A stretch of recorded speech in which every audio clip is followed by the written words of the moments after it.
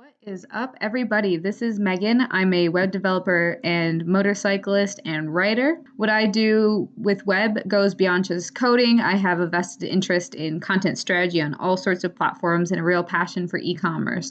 So I work with clients to create a more compelling online presence and turn their website into a better lead generation tool and revenue stream. From my own experience in staff meetings at the consulting firm I work for, I've noticed that a lot of older people don't totally understand the value of social media and how it can be a huge asset to telling the story of your business. I myself have started to take it more seriously over the past year, and I've seen some distinct growth from putting an emphasis on consistency, adding value, and doing the due diligence to get my content found. Mine is just a personal account, but these things can apply to a brand or anything of the sort. A lot of people know about SEO for websites, but they don't necessarily think about it on social media. There's a way to optimize your content to get it found, and I'm going to talk to you about doing keyword research today to get your material in front of the relevant eyeballs for higher engagement and ultimately a stronger fan base or really strong leads. If you're totally new to all of this, SEO stands for search engine optimization. Everyone knows that Google is one of the most powerful and used search engines on the internet, but have you ever thought about social media websites serving as search engines themselves? YouTube is the second most used search engine, and any site with search functionality is its own micro search engine. With Instagram, this takes the form of hashtagging and geotagging to network-related posts and to contribute to communities. So why would you want to do keyword research? There are a lot of reasons. You reach a more targeted audience, you boost engagement, you can participate in a community, you can find like-minded people, gain more traction for a post, get featured on another account, and then you don't get buried in oversaturated tags.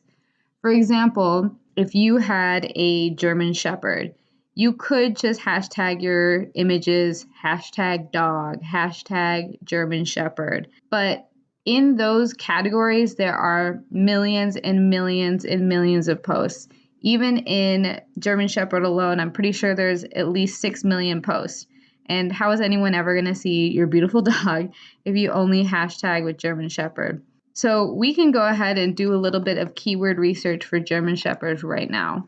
One great resource for this is the website called allhashtag.com. And you can come in here to enter in your initial keyword and it will generate related hashtags to that one. So we can go ahead and put out German Shepherd. And it will provide you with the, quote, best 30 German Shepherd hashtags. Now, these aren't necessarily truly the best ones, but they're the ones that match the closest. One great hashtag that you could start jumping into is German Shepherd lovers. You could contribute to German Shepherd addiction, and you can even incorporate mixes if your dog is of a mix of it. There are even hashtags for each state, it looks like. So you could have German Shepherds of Wisconsin or German Shepherds of Texas if that's something you wanted to connect to people who were in your area. So what this is going to do is it's not only going to get you a little bit more of a targeted audience, but it's also going to keep your post alive for a little bit longer. It can get to the trending in a smaller category and then pick up steam in other places. So it's really important not to inundate your posts with really high-level, multi-million post categories. You want to tunnel into things that maybe only have a couple thousand posts or 100,000 posts. You don't want anything with too few hashtags because that is a bit too obscure. If something has less than 1,000 posts, not a whole lot of people are looking into that, or maybe you're catching wind of a trend, but it's most likely that your post won't really be seen, and it's pretty important for it to be seen within the first couple of hours that it's posted because that will set the tone for how it gets shown to your other followers and other people who are checking these hashtags and seeing the top posts. So what's more important than just sheer volume is, of course, engagement. So sometimes you don't need to have thousands and thousands of followers to have real connections and generate real leads.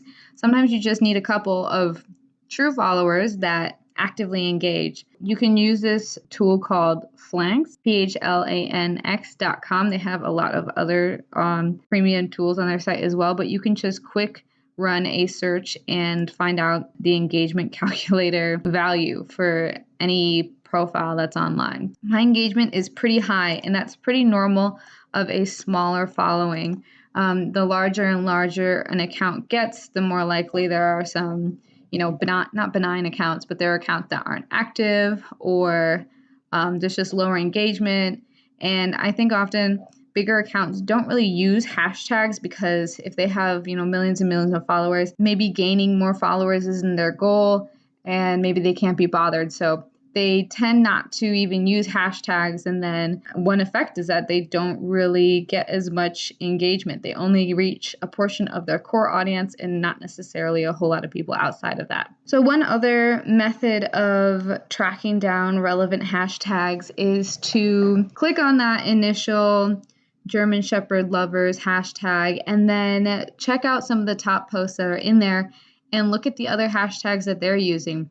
You can get inspired by those, copy in some of those, and see if there are some niches that you didn't even know about. One other great method of getting more reach is to contribute to a hashtag of an account that features other users. There are tons of accounts on Instagram that don't post original content, or they post very little original content, and most of what they do is repost content from all over. So there's a broader pool of people tuning in, and other users contribute, and they get tagged in the post and stuff like that. They often have their own hashtag that you contribute to. So for example, in the motorcycling community, there are all sorts of subcategories. There are like panheads, there are cruisers, there are sport bikes, and within all of those categories, there are subcategories and accounts that feature different kinds of bikes. So my motorcycle is a cafe racer,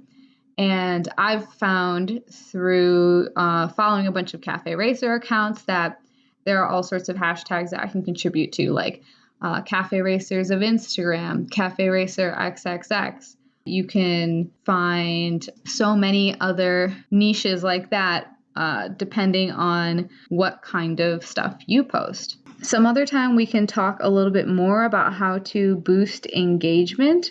I have employed a lot of different tactics to now gain a lot of traction on my posts, and I've been seeing some great results and a lot of interactions and sometimes full-fledged conversations happening in the comments of one of my images. The last point I wanted to make is about other languages. So depending on your demographics or who you're looking to connect with, if your potential audience is spread all around the world and speaking all sorts of different languages, it's worthwhile to incorporate some of those hashtags into your posts as well. So if you wanted to search some relevant ones in Spanish or in French or in Italian, it would definitely be worthwhile for me as a Ducati rider to investigate the Italian hashtags, but that can broaden your reach and help you connect with people that you might not have otherwise.